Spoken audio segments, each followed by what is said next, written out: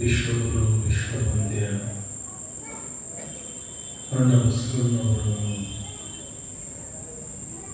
ಕಲ್ಯಾಣದ ಎಲ್ಲ ಪ್ರಮುಖರನ್ನು ಸ್ಮರಣೆ ಮಾಡಿ ಆರಾಧ್ಯ ಗುರುದೇವರಾದ ಹಾನಗಲ ಗುರುಕುಮಾರ ಶ್ರೀಯೋಗಿಗಳವರನ್ನು ಈ ಕ್ಷೇತ್ರಾಧಿಪತಿ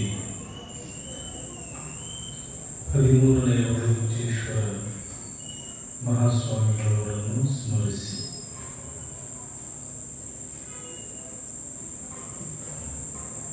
ಶಿವಮೆಚ್ಚುವಂತೆ ಬಸವ ಪುರಾಣ ಬರೆದ ಭೀಮಕವಿಗಳವರನ್ನು ಸ್ಮರಿಸಿ ಸುಕ್ಷೇತ್ರ ಗೂಗುವಾಡ ಗ್ರಾಮದಲ್ಲಿ ಪುರಾಣದ ರಜತ ಮಹೋತ್ಸವದ ನಿಮಿತ್ತವಾಗಿ ಬಸವ ಪುರಾಣ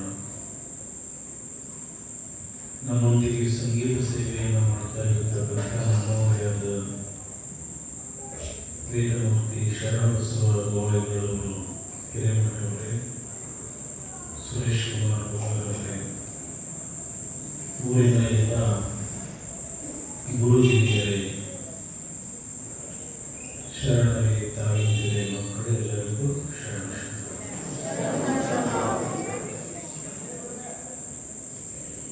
ಸ್ವಲ್ಪ ದೂರ ಕೂತ್ಕೊಳ್ಳಿ, ಹತ್ತಿರ ಕೂತ್ಕೊಂಡು ಮಾತಾಡ್ತೀರಿ, ಸ್ವಲ್ಪ ದೂರ. ಆರಾಮದಿರುವ ಎಲ್ಲರೂ? ಬಹಳ ಹೈರಾಣ ಬರ್ತೀರಿ ಅಂತ ಕೇಳಿ ಎಲ್ಲರೂ ಪಾಠದ ಮನೆಯಾಗ ಇರೋರು, ಹೊಲದಾಗ ಕೆಲಸ ಮಾಡೋರು,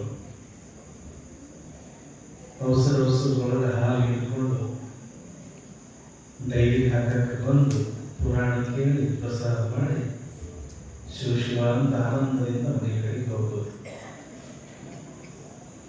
ಎಲ್ಲರೂ ಬಹಳ ಪವಿತ್ರ ಕಾರ್ಯಕ್ರಮಗಳು ನೀವೆಲ್ಲ ಕೃಷಿ ಕಾಯಕ ಮಾಡಿ ಬದುಕವರು. ಬಸವಣ್ಣವ್ರು ಏನಂತಾರಂದ್ರೆ, ಯಾರು ಕೃಷಿ ಕಾಯಕ ಮಾಡ್ತಾರ, ಯಾರು ಒಕ್ಕಲುತನ ಮಾಡ್ತಾರ, ಅವರ ಪಾದದೊಳಗೆ ಇಳಿದು ಬದುಕ್ತೀನಿ ಅಂತ ಬಸವಣ್ಣವ್ರು. ಅವ್ರ ಮನೆ ಅಂಗಳ ಅದು ಕಾಶಿಗಿಂತ ಪುಣ್ಯಕ್ಷೇತ್ರ ಅಂತ ಹೇಳ್ತಾರೆ ಬಸವಣ್ಣವ್ರು. ಅಂದ್ರೆ ಒಕ್ಕಲುತನ ಅನ್ನೋದು ಅಷ್ಟು ಶ್ರೇಷ್ಠ. ಒಕ್ಕಲುತನವನ್ನು ಮಾಡ್ತಕ್ಕಂಥ ರೈತ ಅಷ್ಟು ದೊಡ್ಡ ವ್ಯಕ್ತಿ ಅನ್ನೋದು. ಹೀಗಾಗಿ ಪವಿತ್ರವಾದ ಕೃಷಿ ಕಾಯಕ ಮಾಡಿ ಬದುಕೋ ನೀವೆಲ್ಲ ನಿಮ್ಮನ್ನು ಮತ್ತೊಮ್ಮೆ ಶರಣಾರ್ಥಿ ಹೇಳ್ತಾರೆ.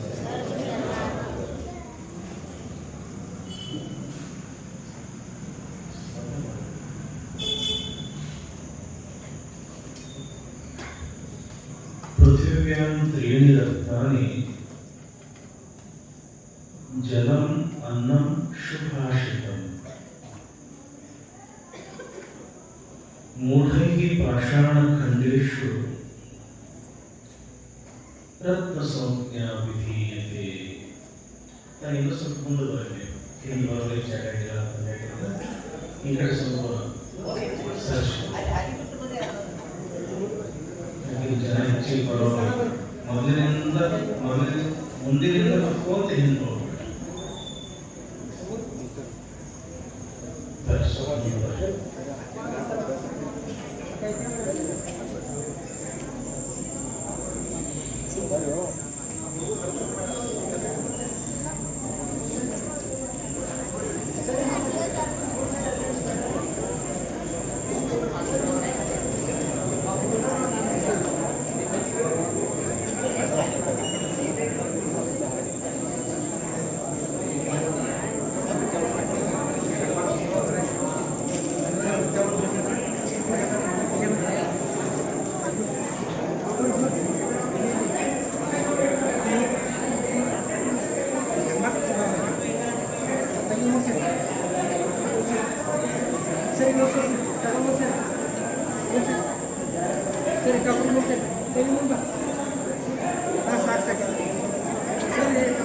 Sir,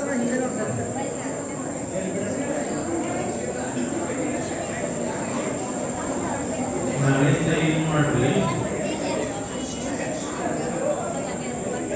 ಯಾರು ಬೇಗ ಬಂದಿರ್ತೀರಲ್ಲ ಮುಂದೆ ಕೂತ್ಕೊಂಡ್ರಿ, ಬಂದಾಗ ಹಿಂದೆ ಕೂತ್ಕೊಂತ. ಜಯ ನಮ ಪರಾಪತೇಶ್ವರ ವಿಶ್ವಗುರು ಬಸವೇಶ್ವರ ಮಹಾರಾಜ ಕೀ.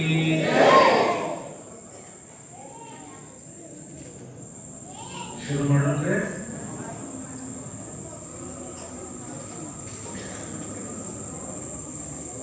ಪೃಥಿವ್ಯಾಂ ತ್ರೀಣಿ ರತ್ನಾನಿ ಜಲಂ ಅನ್ನಂ ಶುಭಾಷಿತಂ ಮೂಢೈಃ ಪಾಷಾಣಖಂಡೇಷು ರತ್ನ ಸಂಜ್ಞಾ ವಿಧೀಯತೆ.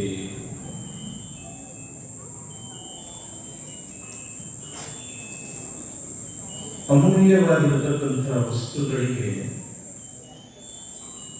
ರತ್ನ ಅಂತ ಕರೀತಾರೆ.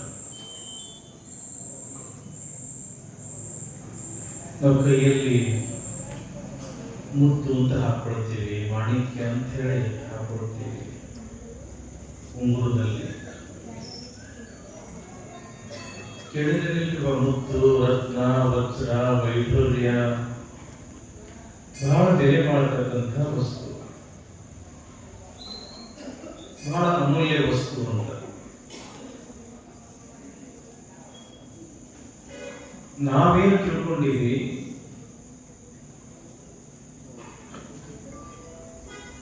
ಏನು ಬಣ್ಣ ಬಣ್ಣದ್ದು ಬಹಳ ಪ್ರಕಾಶಮಾನವುಳ್ಳದ್ದು, ನೋಡಿದ ಕೂಡಲೇ ಬೇಕು ಅಂತ ಆಕರ್ಷಣೆ ಆಗ್ತಕ್ಕಂಥ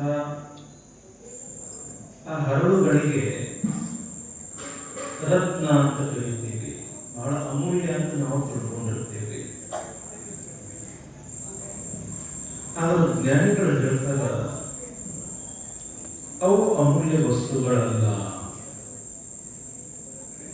ಅವು ಅಷ್ಟೊಂದು ಕಿಮ್ಮತ್ತಿನ ವಸ್ತುಗಳು ಅಲ್ಲ.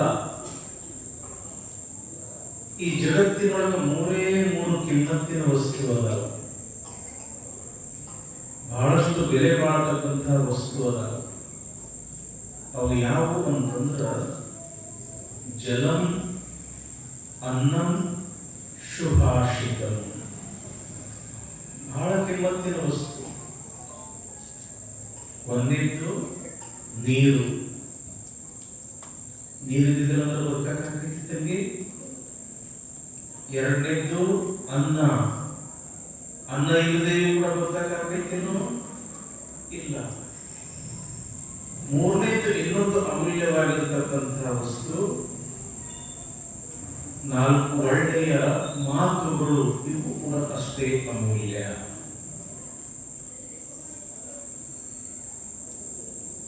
ಆದ್ರೆ ಏನು ವಿಚಿತ್ರ ಅಂತಂದ್ರ, ಇವು ಮೂರು ನಮ್ಮ ಹತ್ತಿರ ಇದ್ದಾಗ ಇದರ ಕಿಮ್ಮತ್ತು ನಮಗೆ ಗೊತ್ತಾಗುವುದಿಲ್ಲ. ನೀರ ಹತ್ತಿರ ಇದ್ದಾಗ ನಮಗೆ ಕಿಮ್ಮತ್ತು ಗೊತ್ತಾಗಲ್ಲ, ಹ್ಯಾಂಗೆ ಹಂಗೆ ಬಳಸ್ಬಿಡ್ತೇವೆ. ಅನ್ನ ನಮ್ಮ ಹತ್ರ ಇದ್ದಾಗ ಅದರ ಕಿಮ್ಮತ್ತು ಗೊತ್ತಾಗುವುದಿಲ್ಲ, ಅದರ ಬಗ್ಗೆ ನಾವು ಸಾಕಷ್ಟು ಅಲಕ್ಷ್ಯ ಮಾಡ್ತೇವೆ. ನಾಲ್ಕು ಒಳ್ಳೆಯ ಮಾತುಗಳನ್ನ ಹೇಳ್ತಕ್ಕಂಥ ತಂದೆ, ತಾಯಿ, ಗುರು ಹಿರಿಯರು ನಮ್ಮ ಹತ್ರ ಇದ್ದಾಗ ನಮಗೆ ಅವ್ರ ಮಹತ್ವ ಗೊತ್ತಾಗುವುದಿಲ್ಲ, ಅವ್ರು ಹೋದ ಬಳಿಕ ನಾವು ನೆನೆಸ್ತೀವಿ. ಇದ್ದಾಗ ಇದರ ಮಹತ್ವವನ್ನು ತಿಳ್ಕೊಂಡು ನಾವು ಬದುಕಿದ್ದೇ ಆದ್ರೆ ನಾವು ಬಹಳ ದೊಡ್ಡ ಸುಖಿಗಳಾಗ್ತೇವೆ.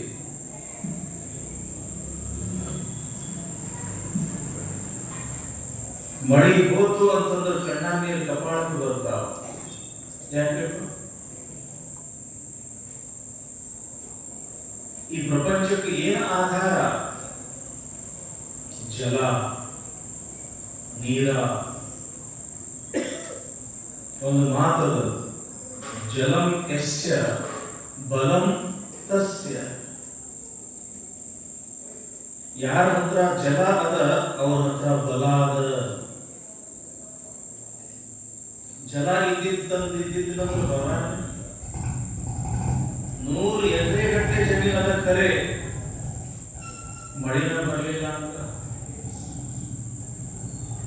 1 ಬಿಟ್ಟು 10 ಬೋರ್ ಬಡಿಸಿದ್ರಿ ನೀರ ಹತ್ತಿಲ್ಲ ಅಂತಂದ್ರೆ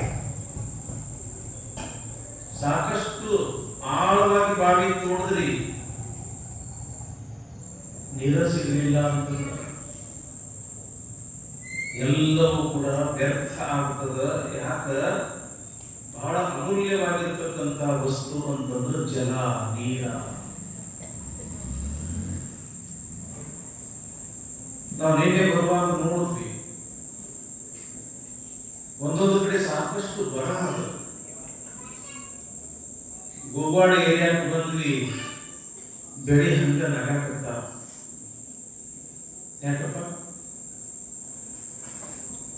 ಸಾಕಷ್ಟು ಬೋರ್ ಅದಾವ, ಬಾವಿ ಅದಾವ, ಎಷ್ಟು ದೊಡ್ಡ ಕೆರಿ ಅದ.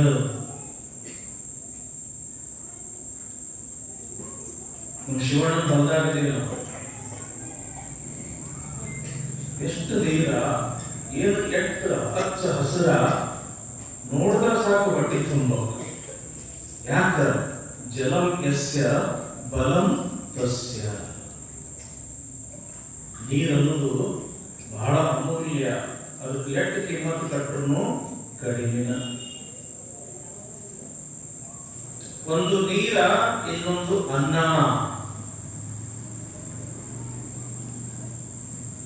ಒಬ್ಬ ದೇವರನ್ನ ಕುರಿತು ತಪಸ್ಸು ಮಾಡಿದ ರಾಜ. ರಾಜ ಅಂತಂದ್ರೆ ಏನ್ ಕಮ್ಮಿ ಇರ್ತದ?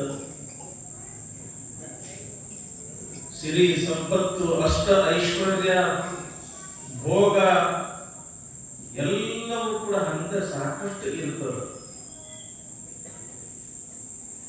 ತಪಸ್ಸು ಮಾಡಿದ, ಪರಮಾತ್ಮ ಪ್ರತ್ಯಕ್ಷ ಆದ. ಏನು ಬೇಕು ಕೇಳು, ವರ ಕೊಡ್ತೀನಿ ಅಂತ ದೇವರ. ಅವಾಗ ರಾಜ ಹೇಳ್ತಾನ, ದೇವ್ರೇ ನನಗೆ ಇಂಥದ್ದು ವರ ಕೊಡು, ನಾ ಮುಟ್ಟಿದ್ದೆಲ್ಲ ಬಂಗಾರ ಆಗಬೇಕು. ಇದಕ್ಕೆ ಮುಟ್ಟಿದ ಮೇಲೆ ಇದು ಬಂಗಾರ ಹಾಕೋ. ನಾ ಯಾವ ವಸ್ತುವಿಗೆ ಮುಟ್ತೀನಿ ಅದು ಬಂಗಾರ ಹಾಕ್ಬೇಕು. ಅಷ್ಟು ಅವನಿಗೆ ಶ್ರೀಮಂತಿಗೆ ಹುಚ್ಚ ರಾಜನಿಗೆ. ಏನೆಲ್ಲ ಇದ್ರು ಕೂಡ ಇನ್ನೂ ಬೇಕನ್ನೋ ಹುಚ್ಚ. ತಥಾಸ್ತು ಅಂದ ದೇವರ. ಹೋಗ್ಬೇಡ ತಡಿ, ನಾ ಮುಟ್ಟಿದ್ದು ಬಂಗಾರ ಆಗ್ತದೋ ಇಲ್ಲೋ ಅಂತ ಪರೀಕ್ಷೆ ಮಾಡ್ತೀನಿ ಅಂತ ದೇವರಿಗೆ. ಮಾಡೇ ಬಿಡು ಅಂದ ದೇವರ. ಅಲ್ಲಿ ಒಂದು ಕಲ್ಲಿತ್ತು. ರಾಜ ಆ ಕಲ್ಲಿಗೆ ಹಿಂಗ ಮುಟ್ಟದ, ಕಲ್ಲೆಲ್ಲ ಬಂಗಾರ ಆಯ್ತು. ನೀ ವರ ಕೊಟ್ಟಿದ್ದು ಖರೆ ಆಗ್ಯದ, ನೀ ಹೋಗ್ಬಿಡು. ಮಣ್ಣು ಮುಟ್ಟದ, ಬಂಗಾರ ಆಯ್ತು. ಗಿಡ ಮುಟ್ಟದ, ಬಂಗಾರ ಆಯ್ತು.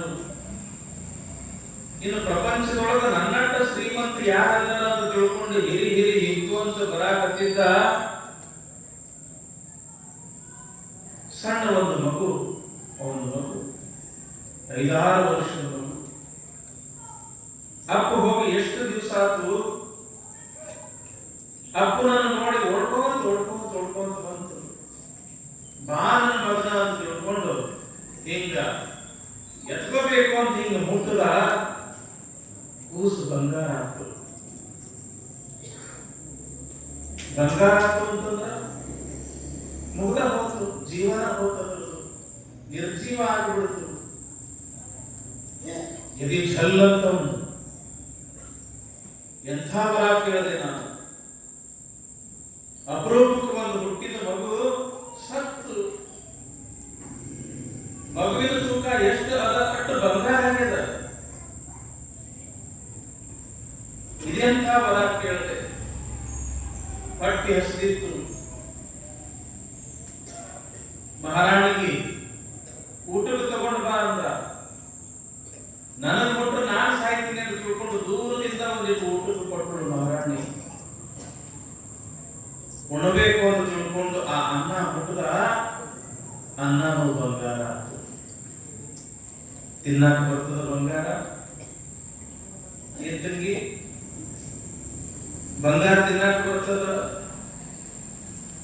ಬಂಗಾರ ಏನ ಇದ್ರೂ ಕೂಡ ನೋಟು ಕಟ್ಟ ಚಂದ, ಊಟಕ್ಕೆ ಬರುವುದಿಲ್ಲ. ಯಾಕ ಅಂತಂದ್ರ ಬಂಗಾರ ಅಮೂಲ್ಯ ಅಲ್ಲ. ಏನ್ ಅಮೂಲ್ಯ ಅದ ಅಂತಂದ್ರ ಅನ್ನ ಅಮೂಲ್ಯ ಅದ, ನೀರ ಅಮೂಲ್ಯ ಅದ. ಇವೆರಡೂ ಬಿಟ್ಟು ಬದುಕಕ್ಕೆ ಆಗೋದಿಲ್ಲ ಅಂತ ತಿಳ್ಕೊಂಡು ಹಿಂದಿನ ನಮ್ಮ ಹಿರಿಯರು, ರಾಜರು, ಮಹಾರಾಜರು ಊರಿಗೆ 4 ಕೆರೆ ಕಟ್ಟಿಸ್ತಿದ್ರು. ಎಲ್ಲಿ ರಾಜ ಮಹಾರಾಜ ಆಳ್ಕೆ ಇರ್ತಿತ್ತು, ಊರು ಸುತ್ತೆಲ್ಲ ಮೊದಲು ಕೆರೆ ಕಟ್ಟಿಸ್ತಿದ್ರು. ಯಾಕ? ನೀರು ಇರಲಿ. ನೀರು ಇತ್ತು ಅಂತಂದ್ರೆ ನಮ್ಮ ಪ್ರಜೆಗಳು ಸುಖದಿಂದ ಇರ್ತಾರ. ಕೆರೆ, ಹಳ್ಳ, ಬಾವಿ, ಡ್ಯಾಮ, ನದಿ ಇವು ಅಮೂಲ್ಯವಾಗಿರ್ತಕ್ಕಂಥ ಸಂಪತ್ತು. ಅವನ್ನ ಕಾಯ್ಕೋಬೇಕು ನಾವು. ಮನೆಗೆ ಯಾರೋ ಬರ್ತಾರೆ, ಮಠ ಮಧ್ಯಾಹ್ನ ನಿಮ್ದು ಹೊಟ್ಟೆ ಹಸ್ತಿರ್ತದ, ಅವ್ರದ್ದು ಹೊಟ್ಟೆ ಹಸ್ತಿರ್ತದ. ಏ ಅಣ್ಣ ಬಾ, ಏ ತಂಗಿ ಬಾ, ಬಾಯಿ ಬಾ, ಒಂದು ಗುಟಕ್ಕೆ ನೀರು ಕುಡಿ, ಒಂದು ತುತ್ತು ಊಟ ಮಾಡುದು ಅಂತಂದ್ರ ಎಷ್ಟು ಆನಂದ. ಇದು ನೋಡ್ಬೇಕು ಅಂತಂದ್ರೆ ಹಳ್ಳ್ಯಾಗ ನೋಡ್ಬೇಕು. ಪ್ಯಾಟ್ಯಾಗ ಯಾರಾದ್ರೂ ಒಂದು ಹನಿ ನೀರು ಕೇಳೋದು ಸಹಿತ ಕೊಡೋದಿಲ್ಲ. ಬಂದವ್ರನ್ನೆಲ್ಲ ಸಂಶಯ ದೃಷ್ಟಿಯಿಂದ ನೋಡ್ತಕ್ಕಂಥ ವಾತಾವರಣ ನಿರ್ಮಾಣ ಆಗ್ಯದ. ಒಂದು ಜಲ ಬಹಳ ಕಿಮ್ಮತ್ತಿಂದು, ಒಂದು ಅನ್ನ ಬಹಳ ಕಿಮ್ಮತ್ತಿಂದು. ಹೀಗಾಗಿ ಊಟದ ಸಮಯಕ್ಕೆ ಯಾರೇ ಬಂದರೂ ಕೂಡ ಒಂದು ತುತ್ತ ಅನ್ನ ಕೊಡೋದು ಕಲೀರಿ ಅಂತ ತಿಳ್ಕೊಂಡು ಏನ್ ಮಾಡೋದು ನಮ್ಮ ಹಿರಿಯರು? ಅದಕ್ಕೆ ದಾಸೋಹ ಅಂತ ಕರೆದ್ರು. ಇಟ್ಟಿರಲಿಲ್ಲ ಮೊದಲಣ್ಣ ದಾಸೋಹ.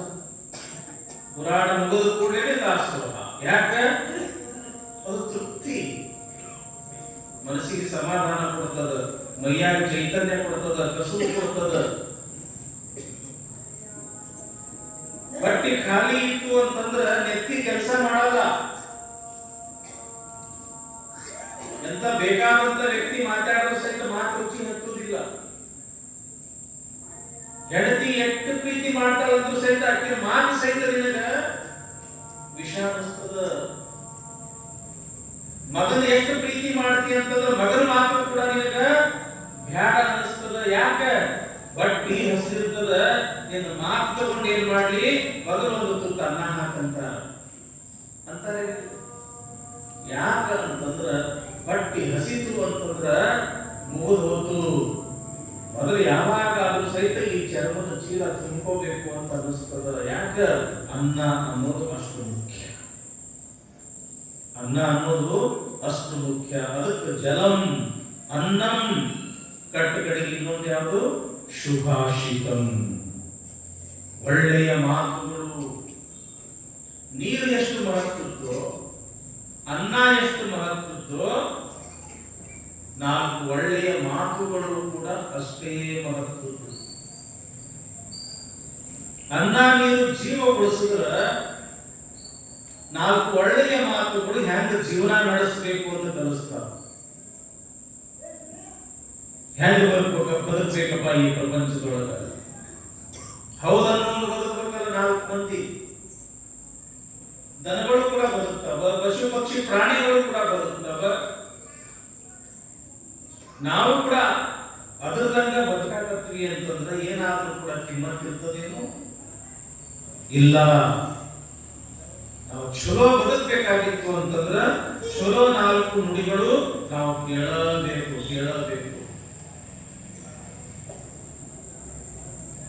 ಅದಕ್ಕೆ ಶರಣರೇನ್ ಹೇಳಿದ್ರು? ಕಡೆಗಿ ಇಲ್ಲದ ಬಂಡಿ ಹೊಡೆ ಕೆಡಹುದೇ ಮಾಂಬುದೇ, ಕಡೆಗೀಲು ಬಂಡಿಗೆ ಆಧಾರ, ಕಡುದರ್ಪವೇರಿದ ಒಡಲೆಂಬ ಬಂಡಿಗೆ ಮೃಡಶರಣರ ನುಡಿಗಣ್ಣವೇ ಕಡಗೀಲು ಕಾಣ ರಾಮನಾಥ. ಒಂದು ಕಥೆ ಕೇಳಿರಿ. ಹಿಂದಕ್ಕೆ ಕುಶಿಕ ಪುರಾಣ ಕೇಳಾಕ ಬಂದವರು ಹೇಳಿರ್ಬೇಕು ಈ ಕಥೆ. ನೆನಪೈತ್ರಿ ಇಲ್ಲೋ ಗೊತ್ತಿಲ್ಲ, ಸುಮ್ಮನೆ ನೆನಪು ಮಾಡ್ತೀನಿ. ಅಕ್ಕ ಎಷ್ಟು ಮಹತ್ವದ 4 ಒಳ್ಳೆ ಮಾತುಗಳು ನಮ್ಮ ಜೀವನಕ್ಕೆ.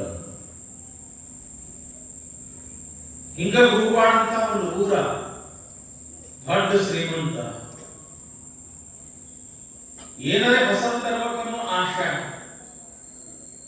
ನಾ ತಂದು ವಸ್ತು ನೋಡಿ ಊರಾಗಿನ ಮಂದಿ ಹೌದ್ ಅನ್ಬೇಕು ಅನ್ನೋ ಆಶಾ.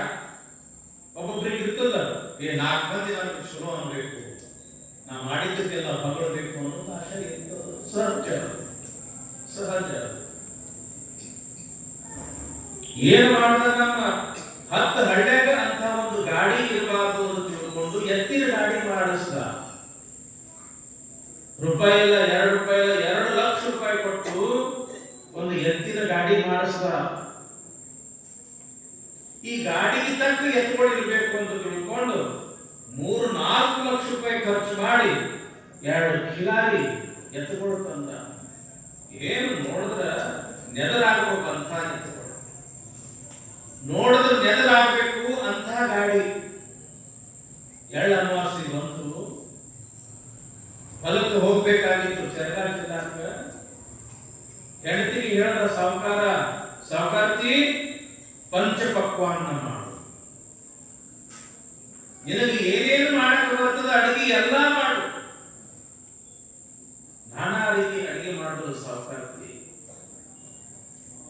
ಏನು ಎತ್ತಿನ ಗಾಡಿ ಮಾಡಿಸಿದ್ದಲ್ಲ, ಬಂಡಿ ಮಾಡಿಸಿದ್ದಲ್ಲ, ಆ ಬಂಡಿಯೊಳಗೆ ಎಲ್ಲ ಗಂಟು ಕಟ್ಟಿ ಇಳಿಸಿದ. ತಾನು, ತನ್ನ ಹೆಂಡತಿ, ತನ್ನ ಮಕ್ಕಳು 4-6 ಜನ ಆ ಗಾಡಿ ಹತ್ತಿದ್ರು. ನೋಡ್ಬೇಕು, ರೇಷ್ಮೆ ಬಟ್ಟಿ ಉಟ್ಟಾನ, ರೇಷ್ಮೆ ರುಮಾಲ ಸುತ್ತಾನ. ಸಾವುಕಾರ್ತಿಯನ್ನು ರೇಷ್ಮೆ ಸೀರೆ ಉಟ್ಟಾಳ, ಮೈ ತುಂಬಾ ಬಂಗಾರ ಉಟ್ಕೊಂಡಾಳ.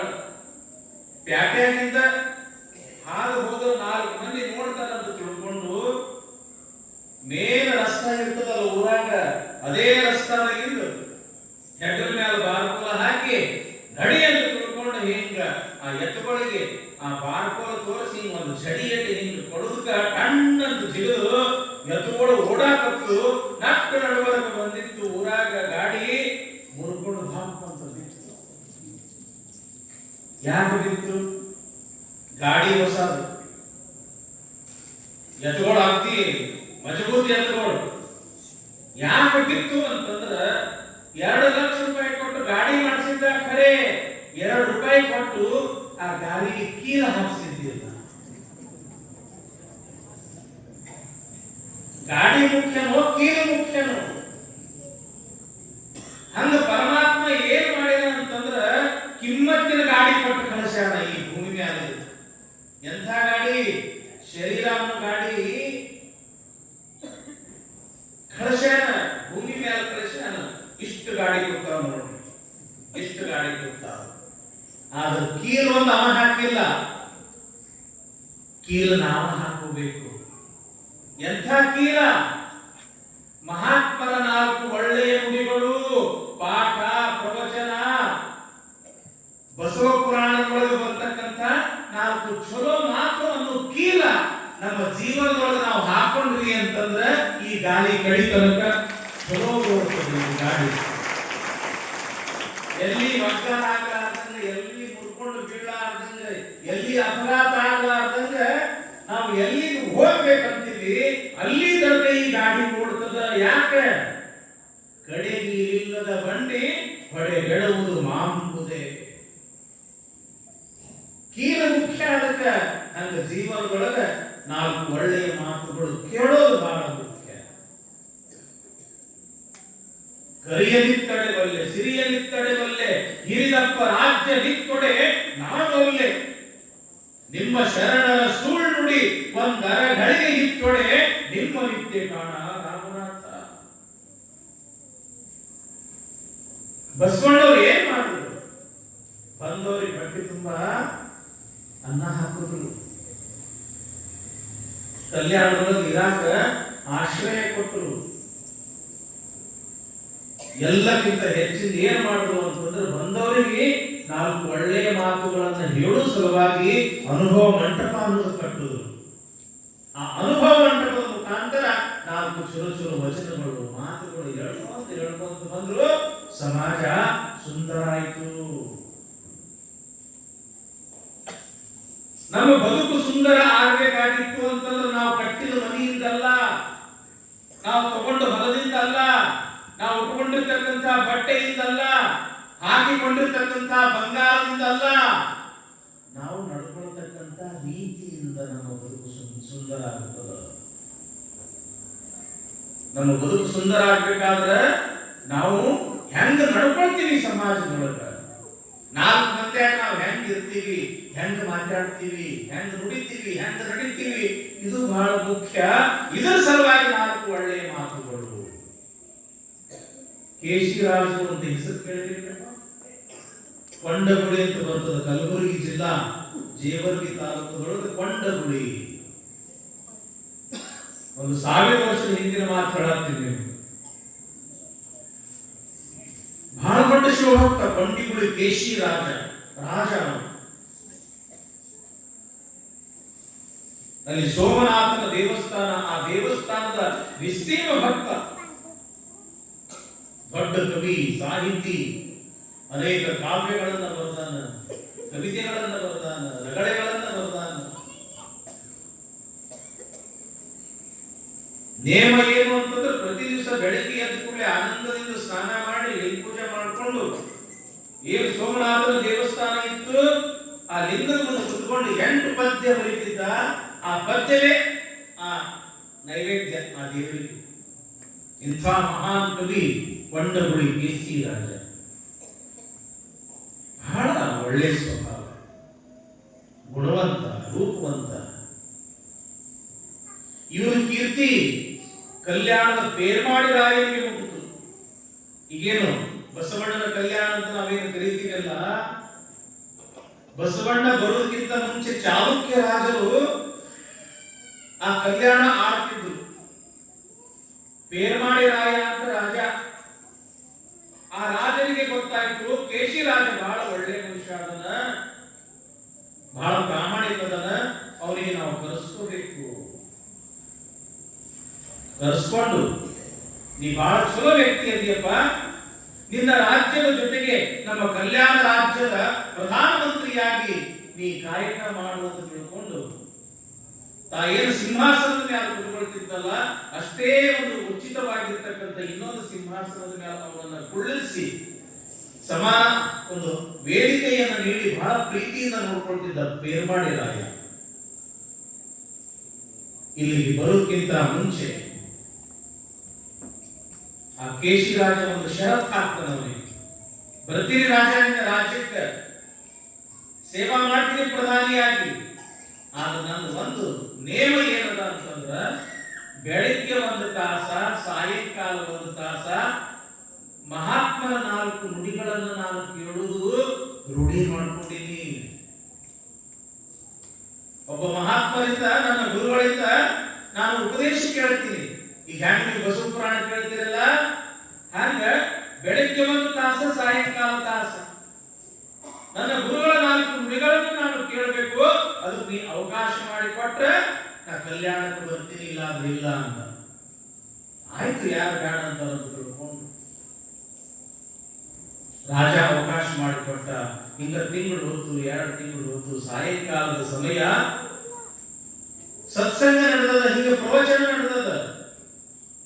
ಗುರುಗಳು ಪ್ರವಚನ ಹೇಳಾಕತ್ತಾರ. ಕೇಶಿರಾಜ ಮುಂದೆ ಕುತ್ಕೊಂಡು ಕೈ ಜೋಡಿಸಿ ಆನಂದದಿಂದ ಪ್ರವಚನ ಕೇಳಾಕತ್ತಾನ.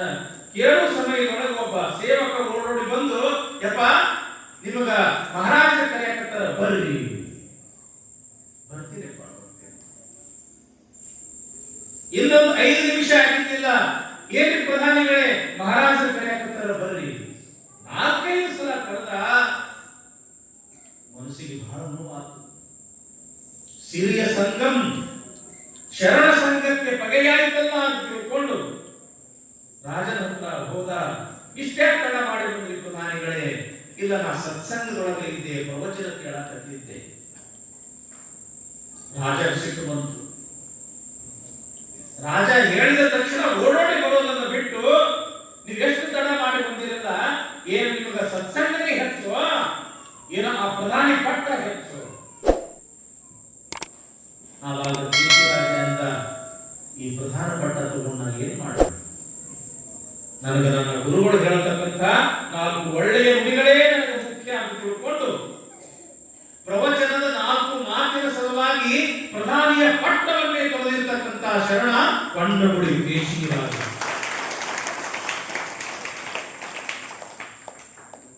ಈಗಂತವ್ರು ಸಿಗ್ತಾರೆ ಬೇಡ, ಏ ಬಾರೋ ನಾ ಚಲೋ ಮಾತು ಹೇಳ್ತೀನಿ ಕೇಳಾಕತ್ತಿ ಬಾರೋ ಅಂತ ಹೇಳಿ ಕರೆದ್ರೆ ಬರೋಣದೇನು?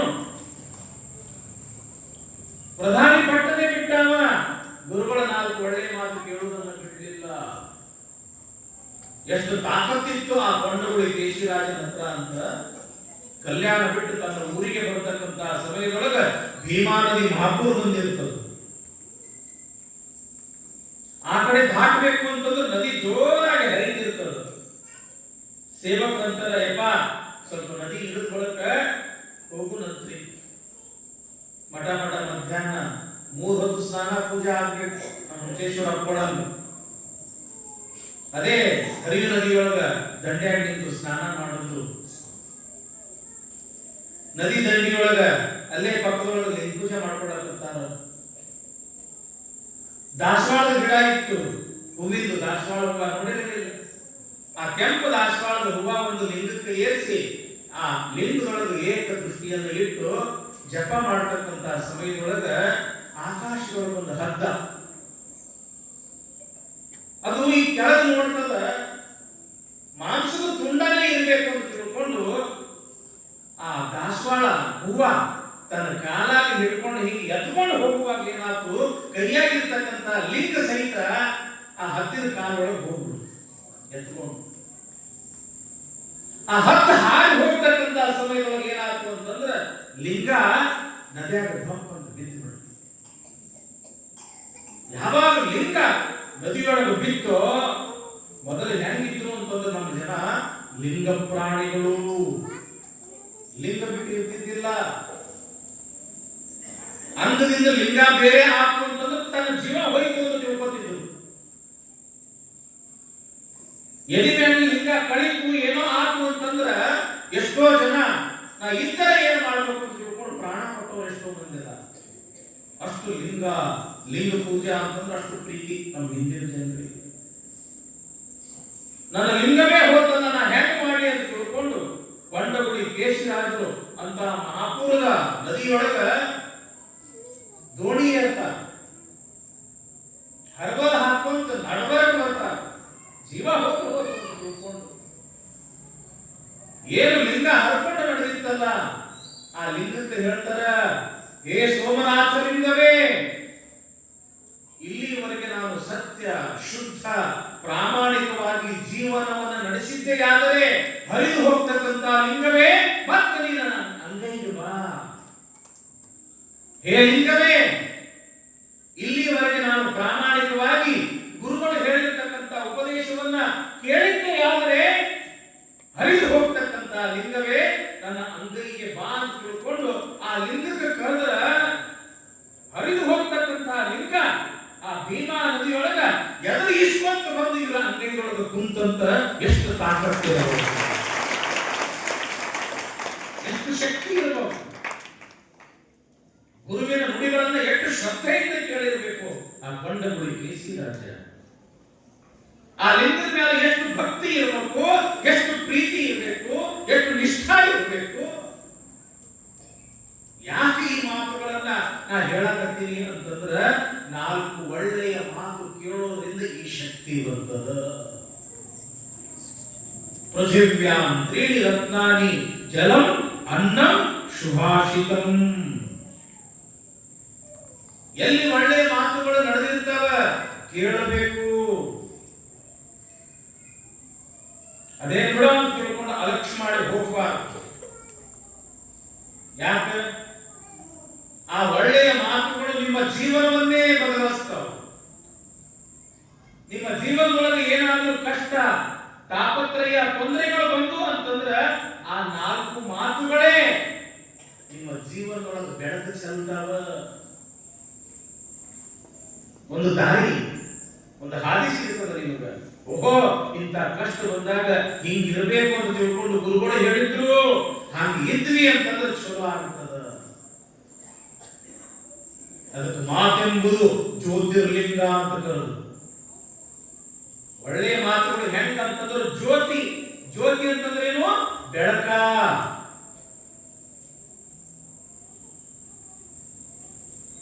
ಗೌತಮ ಬುದ್ಧ ಹೆಸರು ಕೇಳಿರಲಿಲ್ಲ. ಅಂಗುಲಿಮಾಲ ಹೆಸರು ಕೇಳಿರಲಿಲ್ಲ. ಅಂಗುಲಿಮಾಲ ಅಂತಂದ್ರೆ ಕೊಲೆಗಡಕ, ಕೊಲೆ ಮಾಡುವುದು, ಅವ್ರ ಹೆಬ್ಬಳ ಕಟ್ ಮಾಡುವುದು, ಅದನ್ನು ಕಟ್ ಮಾಡಿ ಹೂವಿನ ಹಾರ ಕುಣಿಸ್ಕೊಂಡು ಕೊಳ್ಳ ಹಾಕುತ್ತಿದ್ದ, ಅದಕ್ಕೆ ಅವರಿಗೆ ಅಂಗುಲಿಮಾಲ. ಗೌತಮ ಬುದ್ಧನ 4 ಒಳ್ಳೆಯ ಮಾತುಗಳು ಕೇಳಿದ ಮುಂದೆ ಅವನು ಕೂಡ ಗೌತಮ ಬುದ್ಧನಂತೆ ಒಬ್ಬ ಬೌದ್ಧ ಭಿಕ್ಷುವಾದ ಮಹಾತ್ಮ. ರಾಮಾಯಣ ಯಾರು ಬರೆದರು? ವಾಲ್ಮೀಕಿ. ಏನಿದ್ದ ಮೊದಲ ಬೇಡವ ಹಾದಿಗೆ ಯಾರು ಬರ್ತಾರ ಅವರು ಬಡ್ಕೊಂಡು ತಿಂತಿದ್ದ. ನಾರದ 4 ಒಳ್ಳೆಯ ಮಾತುಗಳನ್ನು ಕೇಳದ ವಾಲ್ಮೀಕಿ ಮಹರ್ಷಿಯಾದ ಪರಮಾತ್ಮನ ಸಾಕ್ಷಾತ್ಕಾರ ಮಾಡಿಕೊಂಡ. ರಾಮಕೃಷ್ಣ ಪರಮಹಂಸರ 4 ಒಳ್ಳೆಯ ಮಾತುಗಳನ್ನು ಕೇಳಿ ನರೇಂದ್ರ ಏನಾದ? ಸ್ವಾಮಿ ವಿವೇಕಾನಂದ. ಹಾನಗಲ್ ಕುಮಾರಸ್ವಾಮಿಗಳ 4 ಒಳ್ಳೆಯ ಮಾತುಗಳನ್ನು ಕೇಳಿ ಕುರುಡನಾಗಿರ್ತಕ್ಕಂಥ ಒಬ್ಬ ವ್ಯಕ್ತಿ ಪಂಚಾಕ್ಷರಿ ಗವಾಯಿಯಾದ. ಇಂಥ ಒಬ್ಬರಲ್ಲ ಇಬ್ಬರಲ್ಲ, ಸಾವಿರಾರು ಕಲಾವಿದರಿಗೆ ತಂದೆ ತಾಯಿಯಾದ ಯಾರು? ಗಾನಯೋಗಿ ಪಂಚಾಕ್ಷರಿ. ಇಲ್ಲೇ ಅಥಣಿ ಮುರುಗೇಂದ್ರ ಶಿವಯೋಗಿಗಳ ಮಾತನ್ನ ಕೇಳದ ಯಾರು?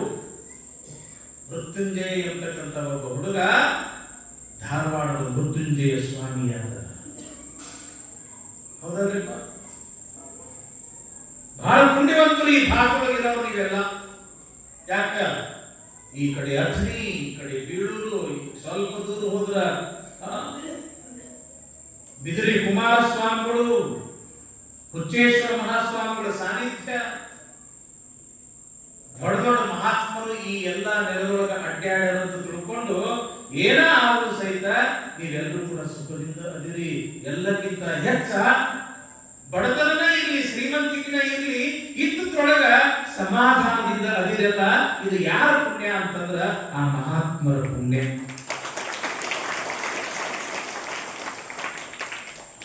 ಅದಕ್ಕೆ ಜೀವನದೊಳಗೆ ಈ 3 ಮಾತು ಎಂದಿಗೂ ಕೂಡ ಮರೆಯಾಗಿ ಹೋಗಬೇಡ್ರಿ.